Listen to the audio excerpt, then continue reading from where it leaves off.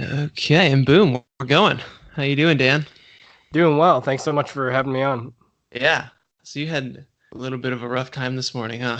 Yes, had a tire blowout. Because of course I did, because I needed to be somewhere. So Right. That's how it that's always happens. yeah. So it was good. It didn't blow you off the road or anything, did it? No, I literally it happened at a red light, and I just turned the corner and stopped right there.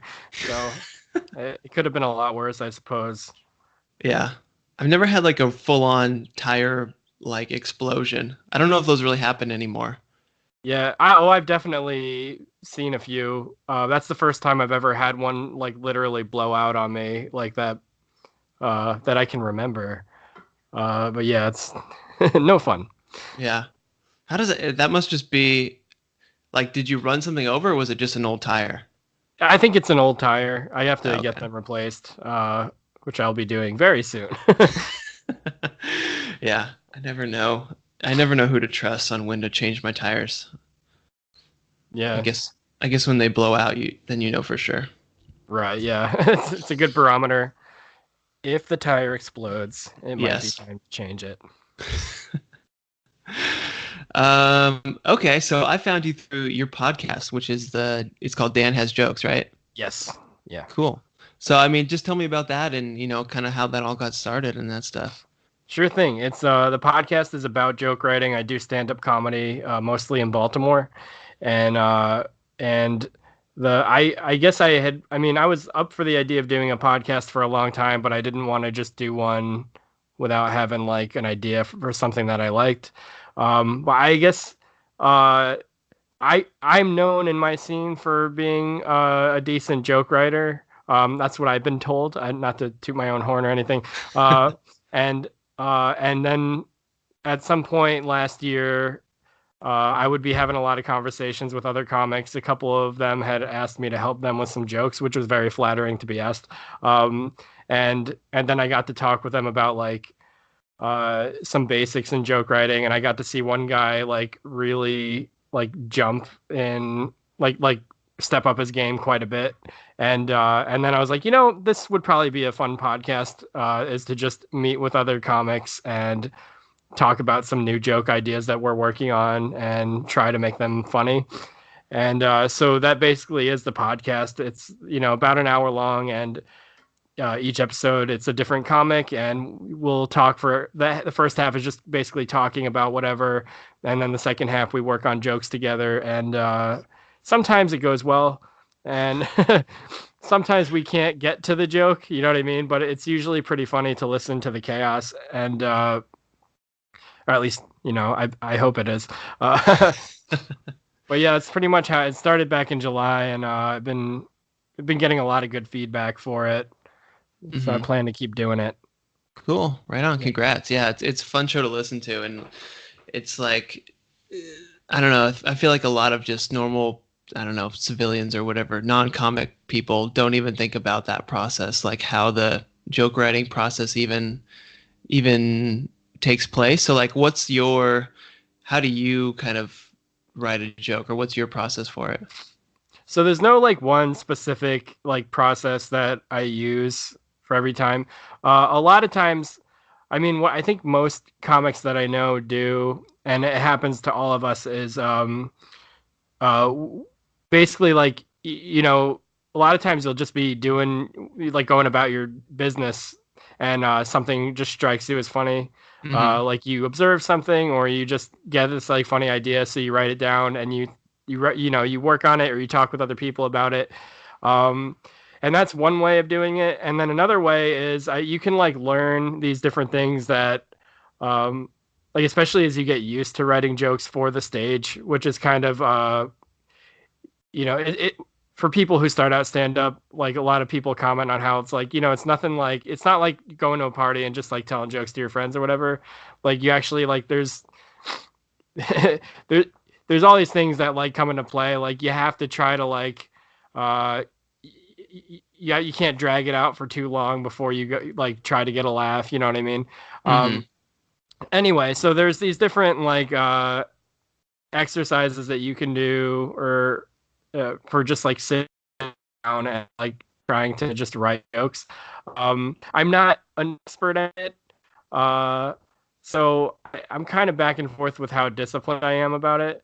But a lot of times I will just like, if I think of something funny, I write it in my notes app in my phone. If I can think of a full joke, which happens sometimes, I just write the whole thing down and then I'll pretty much try it like that at the next open mic I go to. But more often than not, I just wind up like sitting with these ideas, and then at a certain point, I sit down at my computer and I start like writing them out. I tend to write out the wording because with telling a joke on stage, I guess the like a good rule of thumb is to try to get to a laugh at least every 18 to 20 seconds, because I don't know why this is the case, but like yeah, if you drag it out longer than that, it's hard to build a momentum with a set. Oh, okay. So yeah, so that's like one thing is just trying to get the wording like perfected so that you can get to the punchline, like say everything that you need to say that needs to be there, and then take anything out that doesn't. And if you like can think of funnier words to use or whatever. And then a big part of the joke writing is obviously performing it and seeing how it does. And then if it's not as good as you want it to be, you know, you go back to like, all right, how do I make this better? Mm-hmm. Yeah, I don't know. Is that answer your question at all? Or Yeah, no, that kind of makes sense. So you just kind of come up with, a premise or an idea or something just throughout, living your life, make a yes. note of it, and then you'll go through and then really kind of, you'll almost write out like an exact script on how to say it. Yeah, and different people do this differently. So I know a handful of comics who, actually, a lot of comics have told me that they go on stage. For them, they go on stage with an idea and they try to work it out while they're performing. Mm-hmm. That's just how their brain operates. And for me, I typically can't do that. So I have to have the wording in my head before I get on stage. And then Mm-hmm. if it doesn't work, I will just, I'll either get rid of the joke or I'll try to rewrite it. Right. But yeah, and then, even for someone like me who does that, then when I'm in the moment performing, sometimes, I do change it up and I'm like, oh, okay, this hits a little better. Which is also a good reason to record your sets every time you perform. It's like a lot of comedians say you should always record, because if you improvise something off the top of your head and it goes well, you can go back and hear what you did and use it, Right. which is very fun. Yeah, that makes sense. That seems like because with like at least for giving speeches and stuff, they'll tell you like not to script everything out because you'll like inevitably forget it, and kind of trip yourself up. But Right. that's not really the case for you with this, is it?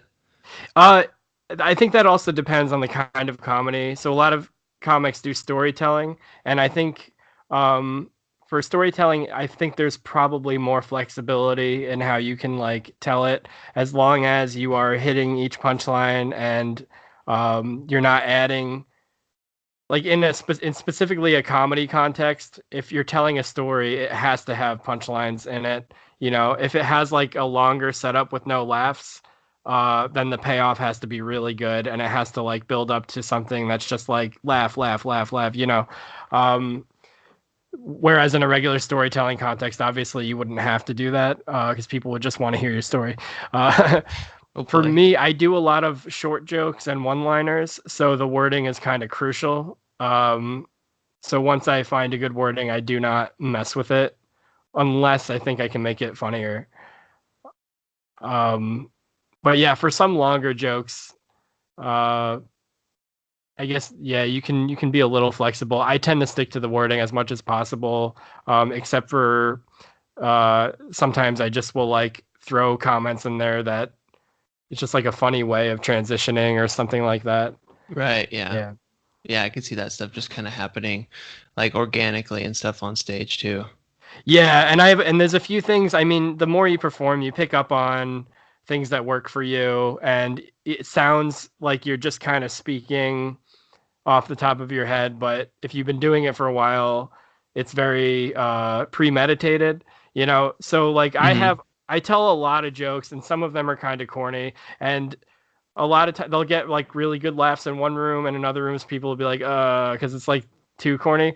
But so Right. I've just gotten used to saying things like if a joke, like I usually perform pretty well, and if a certain specific joke does like gets like a groan or whatever, I'll just be like, yeah, that's stupid, and that usually gets a laugh. Or if it's towards the end of my set, if a joke like doesn't land, I can be like, yeah, it's okay, I'll be done soon, and usually like those things get laughs, so it just kind of keeps the momentum going, and everybody performs kind of figures out their own like tricks for making it, like making it through the set, Mm-hmm. and keeping the energy up.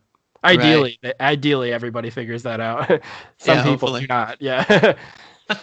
I mean, are there people who just like, don't care about the laughs? Like they'll just tell like their stories or their jokes, and regardless, they'll keep kind of their set the same? Yes. So there are. Yeah. There's a lot to say here. There's. So I've been performing for about 5 years. There's people who I've been seeing do like the same 5 minutes for forever, and some people like their 5 minutes is good.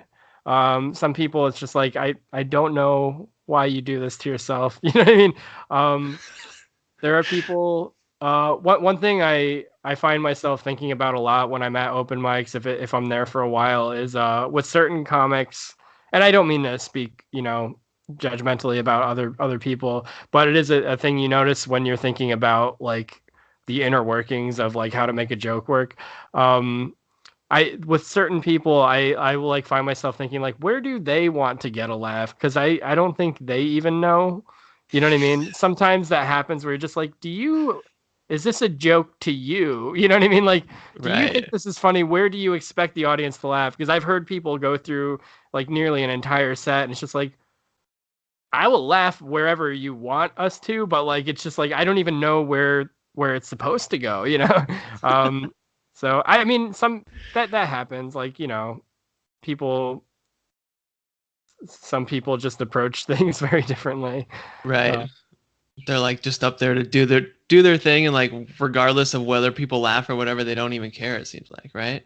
yeah. And there is a kind of a thing that most comics seem to be familiar with is cursing allowed on this Oh yeah, podcast. go ahead. Okay. Well, because it's like a thing, like if you, like I can talk about this to another comic and they'll know immediately because everybody has seen this at like different mics where somebody will do a joke and it doesn't get a laugh and people just go, fuck you guys, that was funny, and sometimes people can do it in a way that is funny, that wins the audience back. A lot of times it's just kind of like some people just have this aggression towards the audience, and it's just like, well, if it was funny, they would probably be laughing at it. Like, Yeah, right. uh, so That's a good. I've seen people like get very angry at an audience for not laughing at their terrible jokes, and um, yeah, I don't know, man.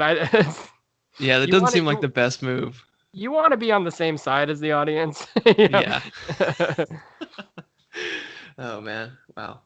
Okay, well that's interesting, man. I had no idea about that. And like you talked about how like people kind of tell a longer story, and you need kind of something bigger at the end to get a bigger laugh, but that like I feel like I almost encounter that in like everyday life too, where people will just tell like long stories, and then you're kind of like there's not even an ending to it. You know what I Right. mean? That's why I personally have a hard time doing stories for comedy. And when I first started, I thought I was going to be a storytelling comic.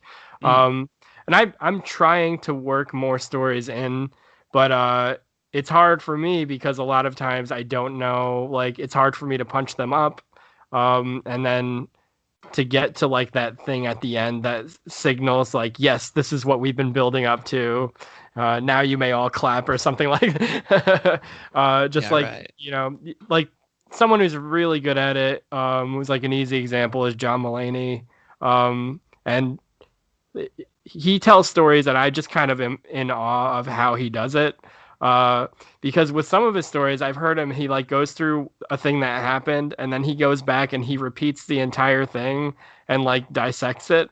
And I'm just like, how do you, like, it's hard for me to make the story funny the first time. let alone going through it twice and Yeah. making it just as fun. It's like really impressive to me. But yeah, like it is hard, and I have a couple stories that when they go well will have like a really strong finish like that. Hmm. But yeah, when they don't, if they don't really land, and it just kind of gets to the end, it's just like, so yeah. Anyway, Yeah. That's a yeah, big investment for it not to go well, huh? yeah. So like if you yeah, like a lot of times, like if you have a story and it takes a little bit to get going, that's fine if there's a payoff, and you can like, and some people are very good at this, like getting a momentum, and then it's just like punch, punch, punch, punch, punch, and it's like so good. And yeah, but like sometimes that is just a challenge. Yeah, for real. I don't know, like Um, a classic comedy bit. Not that this is a story, but I think about this a lot because I'm a diehard fan of this rule of like trying to get a laugh every 18 to 20 seconds at least. mhm. And then once you get good at that, to try to work yourself down to an average of like every 12 seconds, which sounds insane. And then when you start doing it, it's super fun. But I I I think most comics should abide by that because it really makes such a difference to like it really forces you um to just like think about your wording, and then the audience appreciates like getting to laugh that much. There's like it really makes a difference for the experience of watching a comedy show, that it's just like, it's like a release, but it's like to wait so long to laugh at a joke at a comedy show is just torture. But then Mhm. there are exceptions, and so like classic comedy bit from George Carlin is like the 7 words you can't say on television. And Mhm. if you listen to that, it takes at least 40 seconds to get to the first laugh, and it's a small laugh. And then I Mhm. think it's at about a minute in where he finally starts doing like the really funny stuff, and then it's just like, and then if you listen to it, it's just like laugh, laugh, laugh, laugh, laugh for like the rest of the bit, and it's really fun to listen to. Right. Yeah. That's interesting. So are you going, have you done that where you'll kind of go through comics that you admire and almost like time them and listen to their material? Oh yeah. So like like probably the one who gets um at least who I associate the most with getting like the most laughs per minute, and that's a thing that comes up, laughs per minute, Hmm. sometimes at in submitting for festivals or in competitions, you get judged on that. Uh, Oh, jeez. yeah, yeah. But Jim Gaffigan, if you listen to him, Hmm. even if you're not into that style of humor, if you listen to him, it's very interesting. You can hear him, and he gets laughs so quickly when he starts, and then if you listen, you'll just hear like, oh my god, he's just getting a laugh like every sentence nearly. It's just, like really impressive. Yeah. Hannah Gatsby just did that special Nanette that like a lot of people were talking about because like some people are like, oh, it's not comedy because like she has this kind of like she gets very serious at the end. Right. Yeah. Yeah. Yeah, I don't know if you've seen it or not.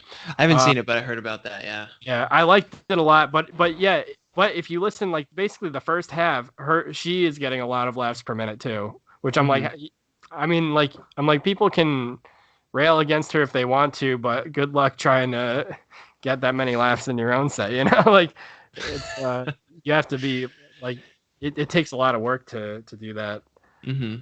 So why do you think she did that at the end? Just because she was, what was she talking about? Just something important to her? Oh, I thought it was really good. She basically what's the word? Not dissect.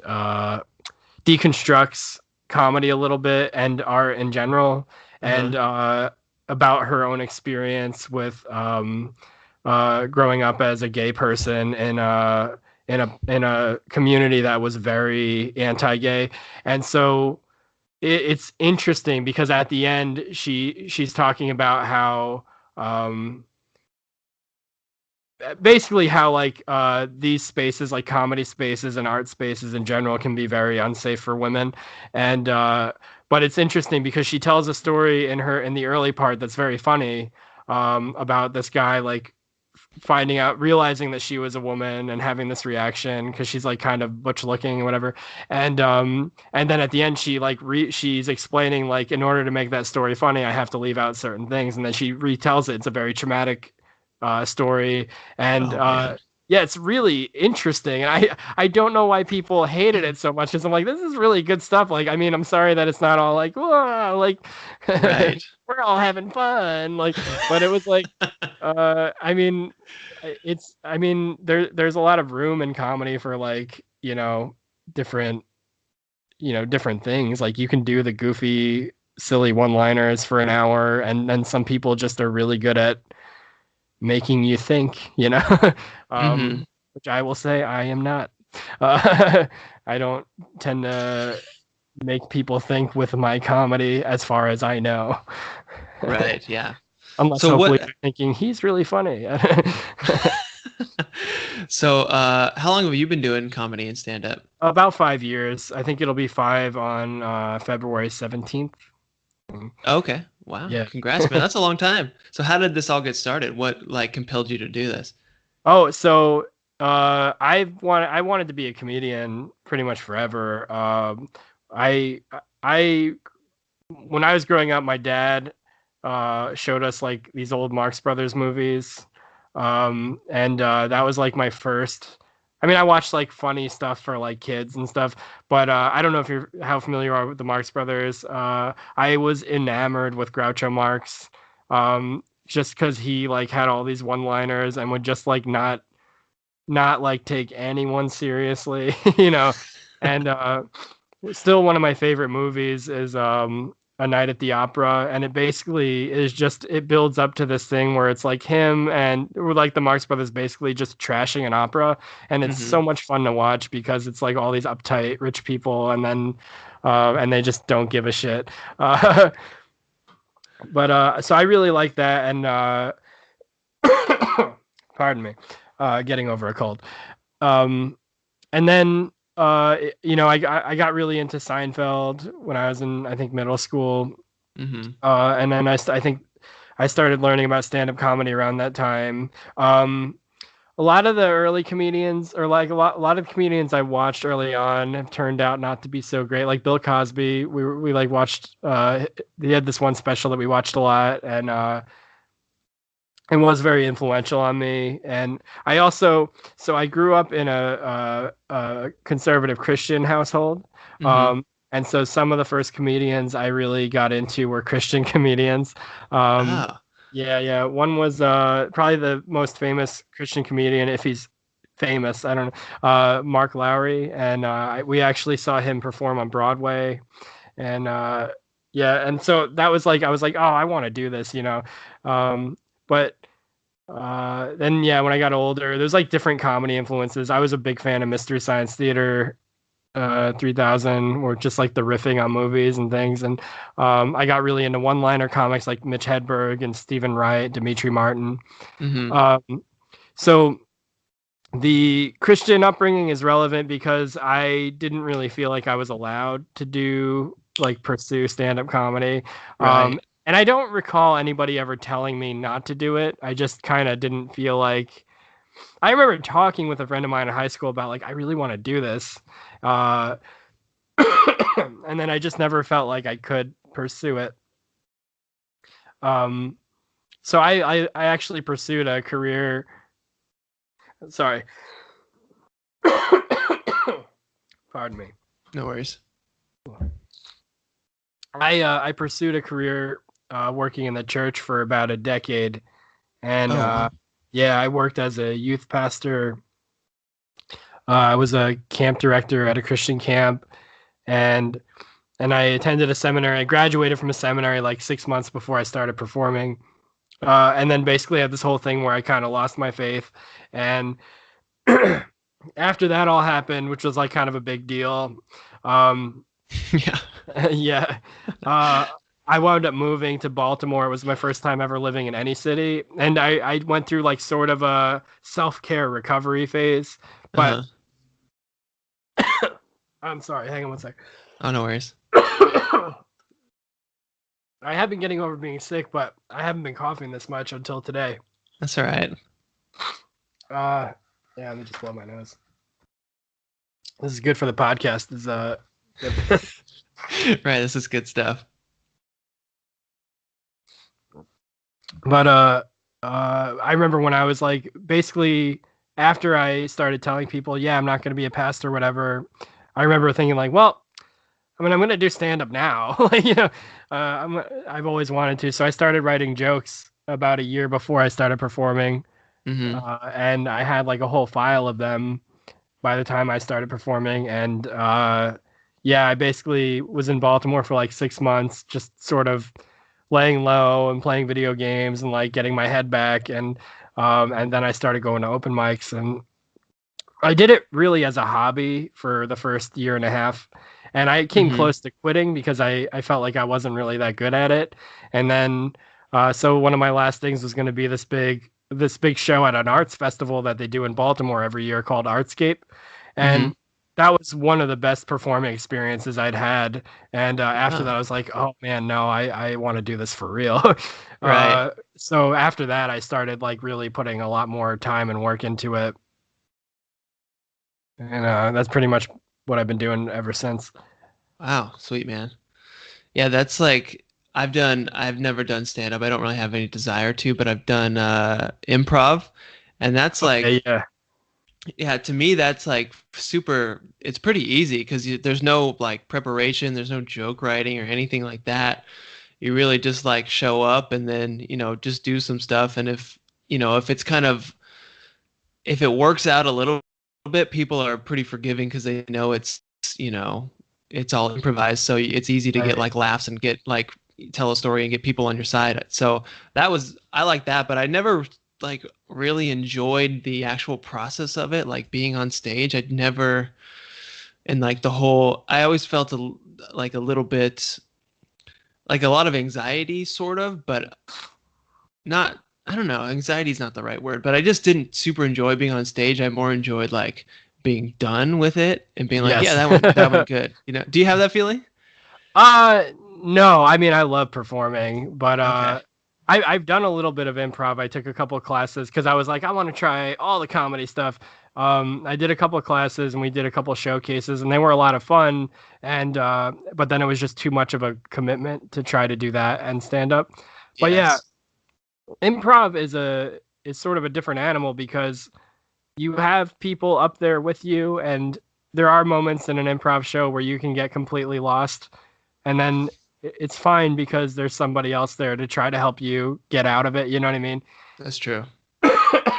Stand up, if you get lost up there, man, that I mean, the experience of that is not fun, but going through that will like, you know, it it teaches you how to withstand that if you subject yourself to it a lot. Uh, and so, like, I would say, I've said this to a lot of people, but like, if you don't want, I wouldn't wish stand up on anybody who didn't want to do it. You know what I mean? Like, Right, yeah. so like, if people are like, I'm not really into it, I'm like, you do not want to do this. Trust me. Like Mhm. the people who do it, who want to do it, love it. I mean, sometimes you bomb and it sucks. You get used to bombing because that's just part of it. You know what I mean? Like Mhm. like the more you do it, you learn that bombing can actually be very useful. Because you're like, all right, like bombing, you learn like, okay, like it's not just like learning that certain jokes don't work, but you're also learning what you can get away with and what you can't. Um, Not just with what you say, but with how you act and how you deliver things. Mhm. Uh, and I remember like a lot of comics who are taking it seriously anyway, they're always working on something when they go up at a mic. And if it's not the material, it'll be like, all right, I'm gonna just try doing more with my face in this, like, you know what I mean? See how that goes. Or I'm gonna try like pausing more, see like what Mhm. happens if I pause more. How long can I stretch it out before people turn against me? And so it is very like scientific. Uh, Yeah. yeah, and I'm absolutely not down on improv because there's a whole different set of skills that come into play when people get really good at it. Mhm. um but yeah, it's a very different process. And I did a show last year. It was like this big show where it was like part improv, part stand up, and it was like in a theater, and we were all paid for it. It was really nice. And the backstage was so funny because there was me and the other stand up comic were getting ready, and then the improv team was getting ready. and the way it looked for us getting ready was very different because me and the other stand-up were just very quietly like going over our notes and kind of pacing around, and the Right. improv people were all in a group like "Blah!" like playing with each other and like moving things around and like just like Yes. because they have to build up a crazy energy so that they can just do anything when they're on stage, whereas Mm-hmm. like stand-up comedy you're just like thinking about like words, you know. uh Yes. and yeah, it was a very funny contrast. It was like I'm not like, oh, you people are crazy. It's just like, no, you just look completely insane. Mm-hmm. And because I mean, it's kind of what you have to do. Yeah, for real.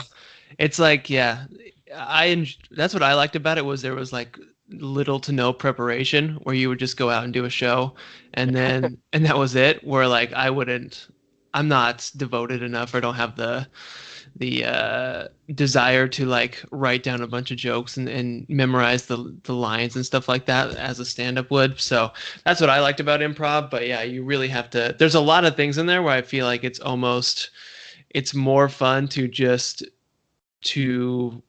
improv and be improv rather than to watch it. You know, where it's just more fun for the people doing it than watching it sometimes with some of It the can be, games. yeah, You know? yeah, yeah. Oh, and I mean, man, I've seen bad improv. Like I always joke that like bad improv is like it just involves a lot of like people screaming and falling down. Like seems to be like how every scene ends. Uh, but like no, like I think the thing that I think is so interesting about improv is I feel like almost anybody can do it and be Mm-hmm. good at it. And I don't mean that in a demeaning way. It's like a lot of people who watch improv without knowing anything about what goes into it will be like, this is amazing. All these people are geniuses, you know? Um, and some of them definitely are, but Yes. but having taken the improv class, like almost nobody else in my improv classes were actual comedians. You know what I Mm-hmm. mean? They were just like, I work in tech and I just wanted to do something different. And Totally. it was like quiet people with like boring day jobs, and some of them were like the funniest, like coming up with the funniest stuff that I've ever seen. And it's Mm-hmm. just amazing to watch them on stage, like do a performance, and just like, you should do this, you know, you're good at it. Yeah. A lot of people just use it as like a release to like act in a way that you can't act in society, you Right. know, and Yes. just be like weird and goofy, which is fun. That's what it should be for a lot Yeah. of Thank people. God. Yeah. I would be horrified. Yes. Anytime, yeah, any kind of group activity that's meant to break the ice in like a professional setting is the most uncomfortable thing for me in the world. I used to do Like collections for PayPal, and then it was just a miserable job. And then we would do these like weekly huddles, or maybe it was daily, I don't remember. But one day, one guy, well-meaning, really nice guy, was just like, we've decided today, before we do our meeting, we're just gonna go around and say one thing about ourselves that nobody else knows. And I'm just like, no, I don't want to do this. yeah, And then God. people just start saying weird stuff about themselves. I actually got a really good joke out of that experience, but because this like crazy person on my team, she was a trip. I don't know, but her thing was thing that nobody really knows about me is I'm just really good at telling people what animal they look like, and and I was like, I'm gonna speak to her at lunch and find out what animal I look like, and then she told me I turned it into a bit. She was like, I like sat down to her at lunch and I was like, hey, so what animal do I look like? And she Right, was like, yeah. I don't want to tell you because I don't want to offend anybody. And I was like, Jeez. now you have to tell me I'm like, what animal do I look like? She's like, well, I just think you look like a baby koala. And I was like, oh, Oh. all right. And I like turned that into a joke, and it went over pretty well. That's nice, man. I mean, that's not so bad. A baby koala could be worse. I know, like, yeah, it could have. I guess it could have. You look like I don't know, one of those like really ugly like salamanders that like You're right. only comes out at night or something. An unborn sloth or something. Blobfish. You Right. look like blobfish. So do you think, you talked about kind of like the science of, stand up and joke writing and stuff, where you just kind of come up with an idea and, write it down, go kind of test it out at an open mic night, record yourself, and then just kind of continually do that and rework stuff. Do you think it's possible for, like, if somebody has the desire to be a stand up, like if they just kind of work on it enough and devote enough time, that anybody can become like fairly successful at it? Or do you think it's something that's almost like you either have it or you don't kind of thing? I think most people. I think it can be learned for most people. Uh-huh. I think like as with anything, there are some people where I'm just like, I feel like you're never gonna get it. You know what I mean? And they might even put so much work into it, and Mm-hmm. you're just like, find something that you're good at. But Right. no, like, but I don't want to discourage anyone from trying it because it can be learned. It is like a learned thing if you're like willing to. Um, it is the hardest thing. Like stand up involves so much of your ego, and so it's like so much of like, here's what I think is funny, and then it's just a process of having your ego just completely destroyed night after night. And Jeez. it is because it's like, I thought this was funny, everybody thinks it's stupid, or like, I thought this was relatable, now everybody thinks I'm weird. You know, and uh it it's part of the process, but like you have to, like, if you're willing to put yourself through that, it's almost like natural selection where you're just like figuring out like, okay, this thing needs to die, this thing needs to die, here's a thing that got a laugh, why did it get a laugh, and how can I keep doing more? And so you're like really like encouraging, like, like, these things seem to get laughs, so let me keep doing more of that. And then it's like you make more mistakes and you learn more lessons, and it's just a very, very long process. And at a certain point, and it's always like, I think for a lot of people, it's very, it happens unexpectedly. You just really start to figure out like, oh, I I get more laughs when I do stuff like this. Mm-hmm. I've learned that I can't really get away with dark humor, even in a show where other people are doing dark humor very well. And Hmm. it's not because the jokes aren't funny, which I know, because if I can do a set, like a short set with just all dark jokes, and that'll be fine. But my regular stand-up persona is of this like doofy white guy, and if this happened to me so many times where be having a really good set and everything is great, and then I throw out one kind of darker joke, and the audience is just like, hmm. No.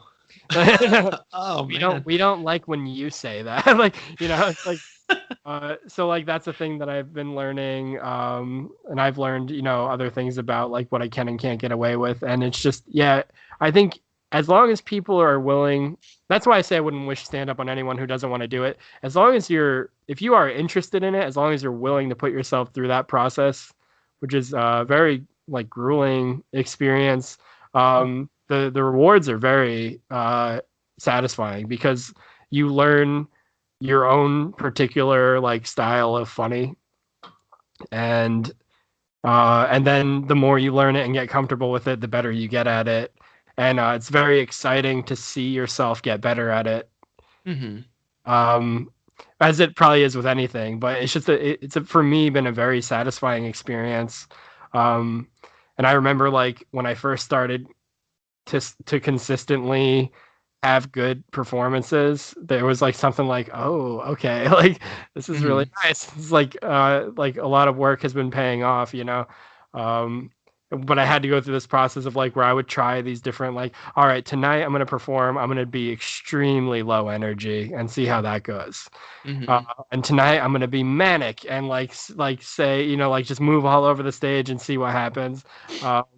What happens if I scream, like, or I wore a suit for about a year. I'm like, what if I wear a suit? I like committed to wearing a suit to like everything. And then Uh-huh. I finally stopped and I was like, yep, didn't need to wear a suit.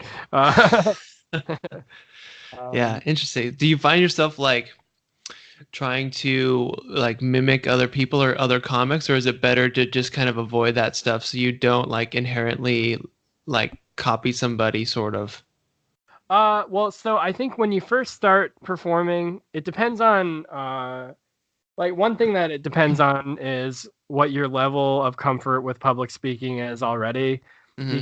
Because I had been doing uh church ministry stuff for about a decade, probably over a decade, because I started when I was in high school. Um I had been doing public speaking for over a decade by the time I started stand up. So Hmm. I was not uncomfortable with being on stage in front of people. I was uncomfortable with like all, there's no lesson or anything. You just are trying to make people laugh. That was like a new thing. But for a Hmm. lot of people, they have very intense stage fright. And so for those people, the advice that they are often given, which I agree with, is don't even worry about being funny when you first start. Just get comfortable with being on stage and Hmm. do not worry about people not laughing at you because like that'll, like get comfortable with talking, go on stage with things prepared, learn how to hold the microphone, all that basic stuff. And then Hmm. when you're more comfortable, start digging into, all right, how do I be funny? And I think it's inevitable that people will imitate um the people who they think are like really funny, Hmm. whose humor has impacted them the most. Um when I first started trying to do storytelling, I was listening to a lot of John Mulaney and Brian Regan. And I I it's not like I was trying to copy the style. It's just that's what I had in my head when I like that's what I kind of pictured as what it would look like when I was performing. And Hmm. of course it didn't look anything like that. Right. Um and but you do like it takes a while and then I think you just do naturally figure out your voice. So a friend of mine who's also a comic just found this old video of me on YouTube from like 2015 at this competition at a comedy club. And so it was like a minute long video. And so I was sitting with her while she was watching it. And then she was like, yeah, it's just weird because it doesn't really sound like you. I'm like, yeah, I mean, it wasn't like a bad video. It's like the jokes are fine, but it's I was talking much differently than I talk on stage now, which is a very it took a lot of work for me to figure out how to talk, like what was my style gonna sound like. Hmm. I think it's okay to emulate other comedians until you find out what works for you. Right. Just don't emulate Jim Carrey because my God, that's like very annoying. I've seen like one person who just threw herself into that, and it was like, holy shit, this is very uncomfortable. Like, I shouldn't Wow. discourage people. Like, no, people should throw themselves into whatever crazy stuff they want to throw out on stage and see if they can make it work. But yeah, just Yeah. I mean, what do you think? That's just like something that nobody can really emulate or copy? I just nobody should. Nobody should, right? That's my own bias. Oh man. Yeah, so you mentioned like Christian comedians. Like what is that? Is that like the equivalent of like Christian rock to rock? It's so how do you explain this? Like the guy who I liked, Mark Lowry, his performance would be a lot. He was part of a vocal band, like a southern like gospel vocal band, and Uh-huh. so his comedy would be punctuated with songs, and then as with many forms of Christian entertainment, there was usually some kind of serious message at the end, Right. uh, which, again, like obviously, like I've seen non-Christian comedians do that, but I don't know. It's like, I've definitely grown away from that. Okay. Uh, Not like when I look back at it, I'm like, I mean, I did think this was funny when I was in middle school. Um, Right. So is it uh, just like more like family friendly kind of comedy stuff like that? Yes, so, but it's just like also, I mean, the other thing, I mean, as like comedy gets so dated so quickly, so Hmm. part of it is like if you went back to those old performances, it's just like jokes that just like, oh my gosh, these are so hacky. I wish I could think. Oh, I was talking about like he had a bit about like having to be in the exit row on an airplane and like I would love to be on a burning airplane while people are jumping out like, thank you for flying Delta, like it's just stupid. Okay. uh, Okay. Wow. So you moved away from that. So what is your like? What are your like? What's your day look like now? Like, how often are you doing stand up? How long's your sets? That kind of stuff. yeah, I mean, I do have a day job. I don't do stand up for a living, so I have like it's basically just an office job, Monday to Friday, business hours. But I've been in the past year, I've been getting like things have been like picking up. I've actually been starting to do a lot more paid shows, which is nice. Like, Mm-hmm. and then I find myself like going out, I'd say most nights a week now to perform. Although I Whoa. have to make time to do the podcast recording, Mm-hmm. and I I've taken a break from my web series, but I'm trying to get myself back into it. It's Mm-hmm. just that's also this, time consuming process. Yeah. But I I wind up performing. I think I wind up performing like 4 or 5 times a week. Wow, Um, man. yeah, and uh, for open mics and showcases, like sets are usually like 5 to 7 minutes. Um, 5 minutes or maybe some are 4 minutes. Um, and then I've been doing a lot more like feature and headliner sets, so those are obviously longer. And I just did I think it was a 35-minute set in Virginia. Whoa. Um, yeah, I've done an hour before. That's the longest I've ever done. I Ooh. think that's probably the longest I should ever do.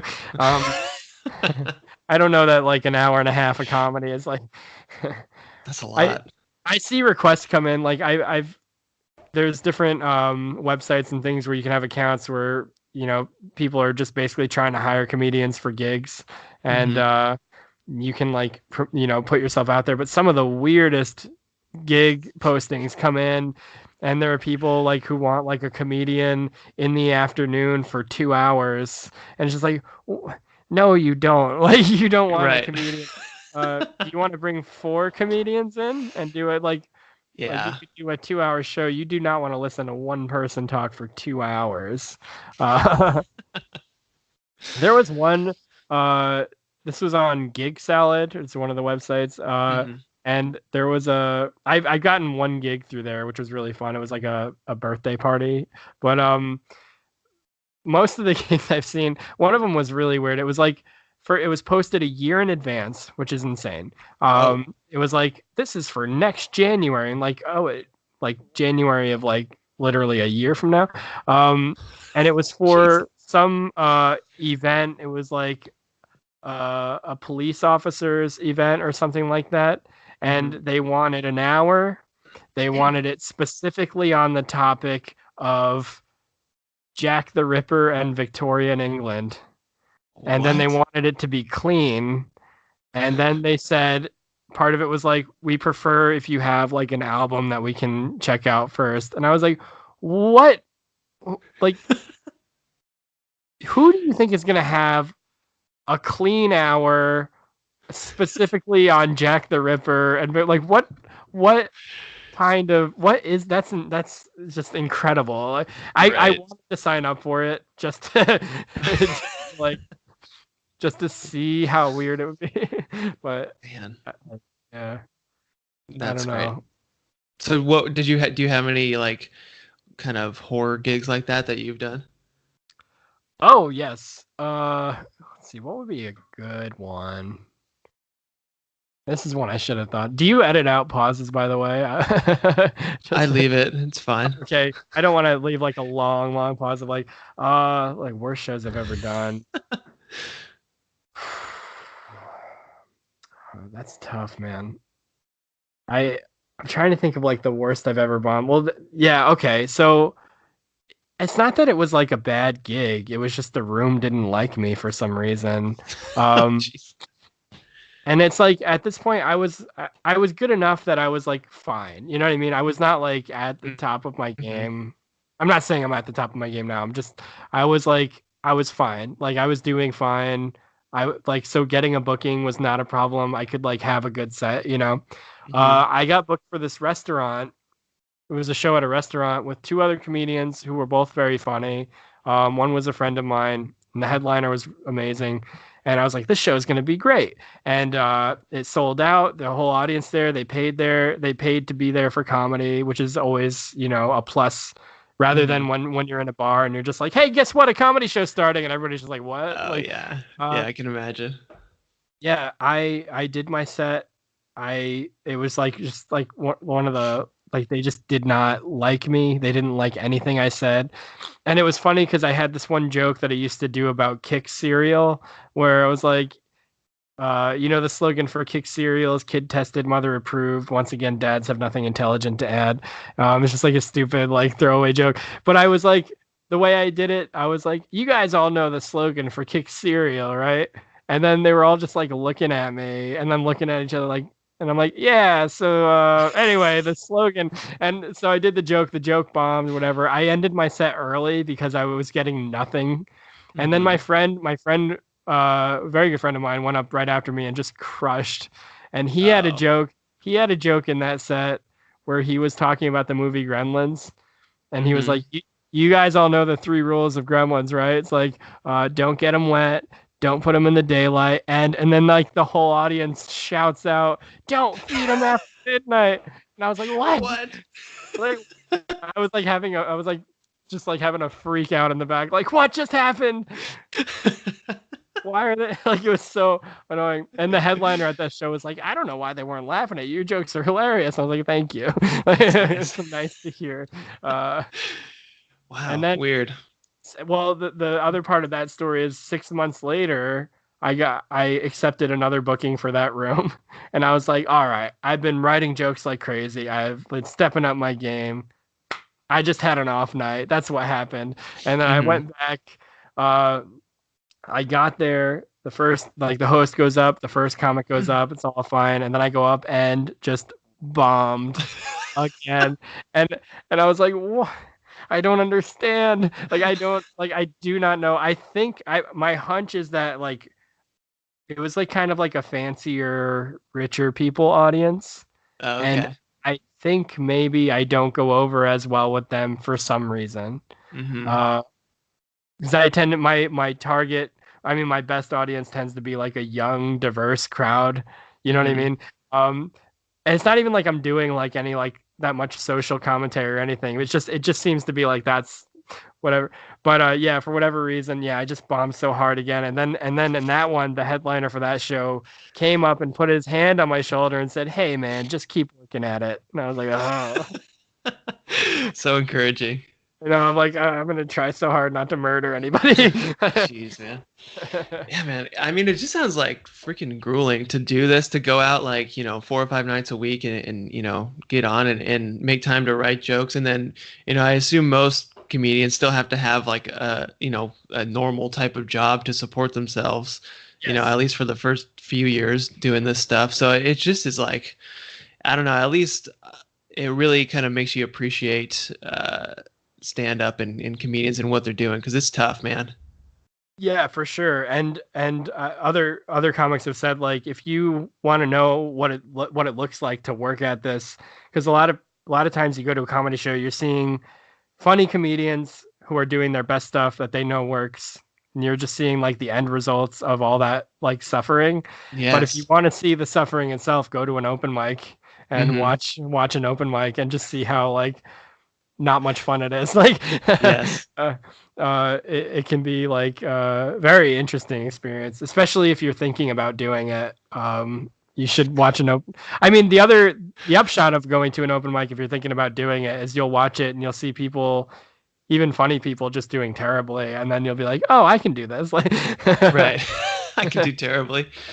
So like, what do you, for just like someone like me, like a normal person, where should we go? Or like, how do we find like a open mic night, or just like kind of maybe just a decent, comedy show to go check out? Yeah, well, decent comedy shows. Let's see. You can always look on Facebook. There's usually regional Facebook groups, like comedy groups that will, be full of people like posting show flyers and everything. Decent comedy show. It's always a crapshoot. Like you should try to like especially if you're gonna check out any bar shows or whatever, it can be a mixed bag. Hmm. Like I can definitely tell you where some of the better shows in Baltimore are. Uh, but like obviously you can look up if there are comedy clubs in your area, and a lot of times comedy clubs will have some kind of open mic night. Although for the most part, like open mics tend to happen at like bars and stuff like that. And so there's some Hmm. websites like I think there's one called openmiccomedy.com. And then one that I don't think it's used as much anymore, but it was badslava.com. Okay. I think bad BADSLAVA.com. And then you can check by any city. Um, but a lot of the listings are outdated. So like, you know, Oh, okay. good to call ahead and see if the mic is still happening. Right. But yeah, once you find any comedian, you can just ask them like and Mm. like just tell me where to go, Yeah. yeah, for our area, dcstandup.com has shows for like Maryland, DC, Virginia. A lot of the open mics there are listed. Sometimes you have to sign up by email ahead of time. It's like a sign up like list, so you just have to get on the email list. Hmm. But a lot of open mics are just sign up when you get there. And sometimes they cap the list and bump people, and sometimes they don't. Hmm. Uh, it's very different depending on where you go. But yeah, and sometimes they're mixed open mics with like music and poetry and stuff. Or you could just go Yeah. through like there's plenty of comedy open mics. And yeah, and I before I started, I went to one just to watch it. And then I assumed that I would be just watching for a few months before I started. I watched it Uh-huh. one night, and then I was like, no, I can do this. And then a week later, I started doing it. Oh, Yeah. okay. Yeah. That's cool. That's good to know. So what is like I mean, what do you think your future looks like? Like what does your like success or your goal look like for you? It's an interesting question because I'm in the process of thinking through that again. I mean, I've definitely thought through it before, but it's sort of evolved a little bit. So uh, I think that I'm probably going to be doing my podcast for a long time, unless it just I can't imagine like why it would fall apart. But it's been very well received by a lot of people and seems to have fans outside of my own personal community.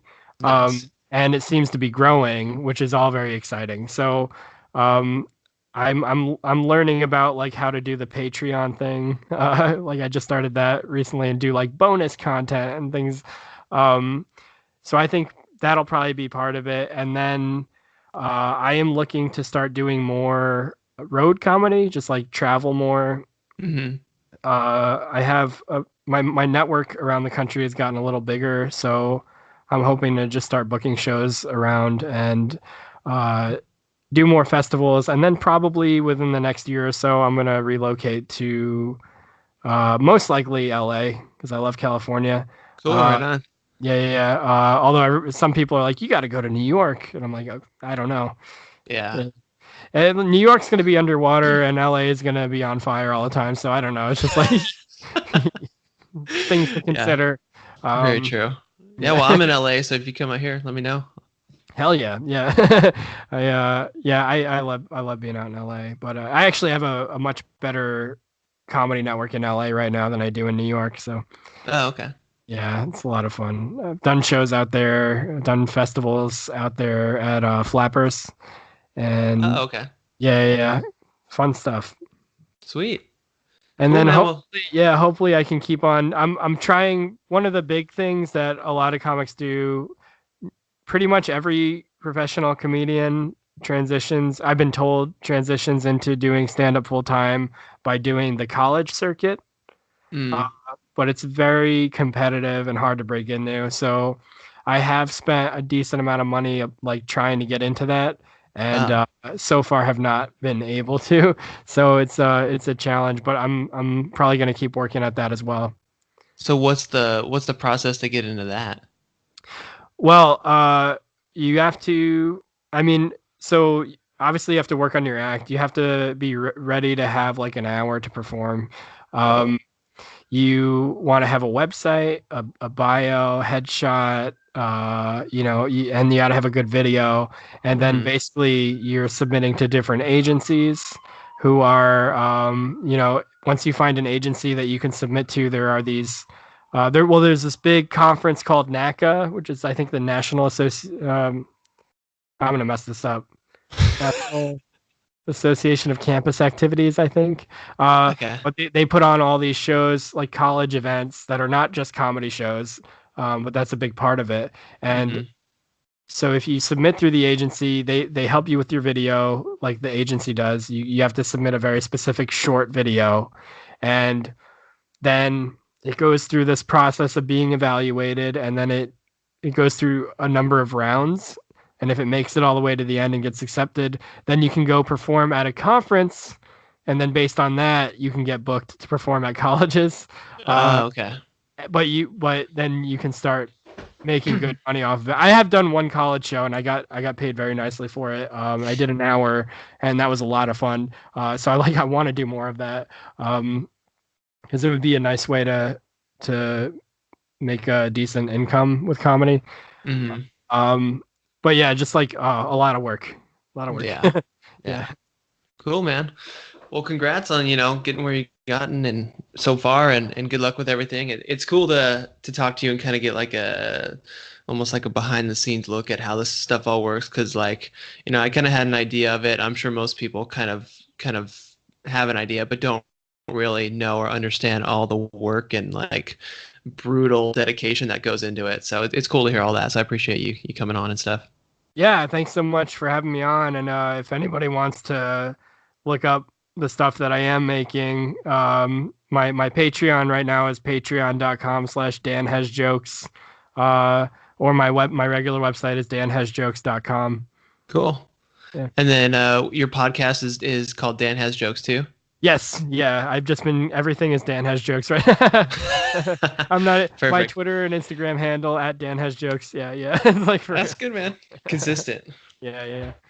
Cool. Well, right on. Yeah, I appreciate you being on, and thanks again. Have a good rest of the day. All right. Thanks so much. You too. All right. Bye.